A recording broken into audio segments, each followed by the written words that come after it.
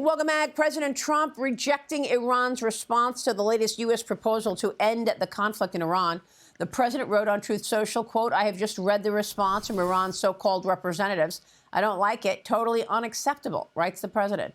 Now, Iran reportedly demanding an immediate end to the conflict while also demanding a gradual reopening of the Strait of Hormuz in exchange for the U.S. lifting its blockade and delaying any nuclear talks by at least a month. Joining me now is North Carolina Congressman Greg Murphy. Congressman, good to see you. Your reaction? Good morning.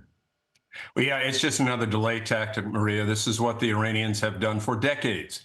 Delay, deny, and obstruct. Very similar, kind of like our insurance companies in the U.S. these days.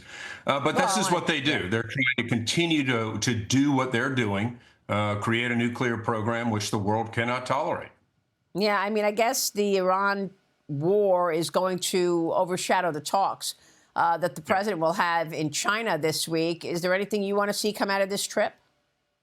You know, what we'd like to see is China exert some influence upon Iran, because we know that they actually can do that because of the way they take in Iranian oil. The bottom line is, Maria, and this is what's a sad fact, is you read that 55% of the people are against this war.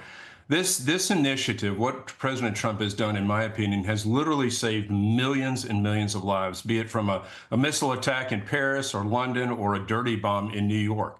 This is what the Iranian, the radical religious regime was planning on doing. This is what they've been planning to do for 50 years. And the fact that we had a president just finally say no more, this is what's had to be done. And I'm glad the president has finally shown the initiative. It makes the future for our children, our grandchildren safer.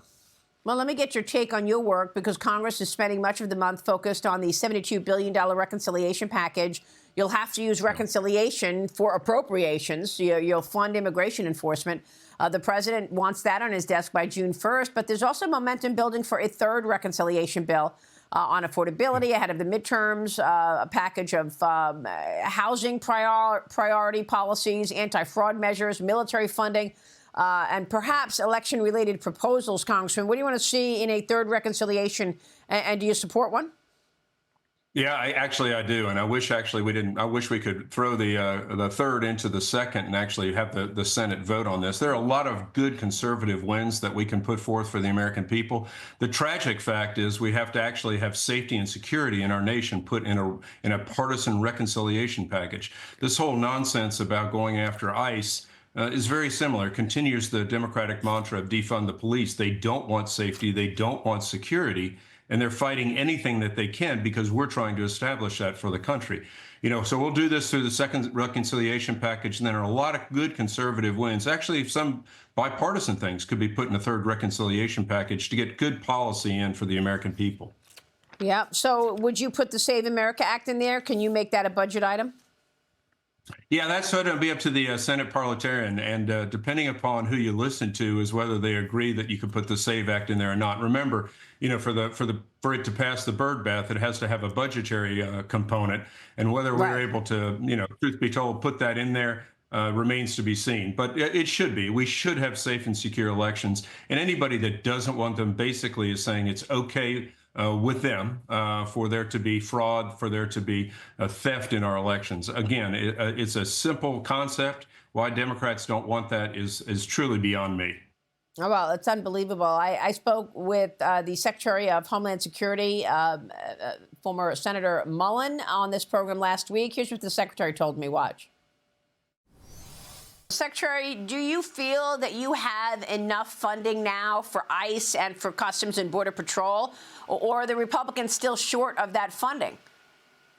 No, we can survive until we get reconciliation done. The Democrats are playing political theater with our border because the Democrats want open border, but because they want to hold the homeland hostage, what we've decided to do with President Trump's blessing is say, hey, we're going to take CPB, Customs and Border Protection, and ICE off the books and put it on reconciliation. And that way it'll be fully funded through the President Trump's entire presidency. It's what we were afraid of. is if we kept it in with the other 22 components with DHS funding, is come September 30th, they'll try shutting us down again. And guess what?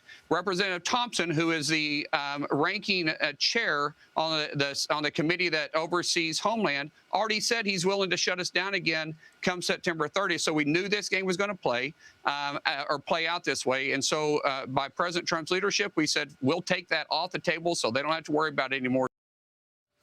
Wow, Congressman, that's unbelievable. In the meantime, everybody's staring down the midterms, and this redistricting map is certainly a blow to Democrats. What's your take here?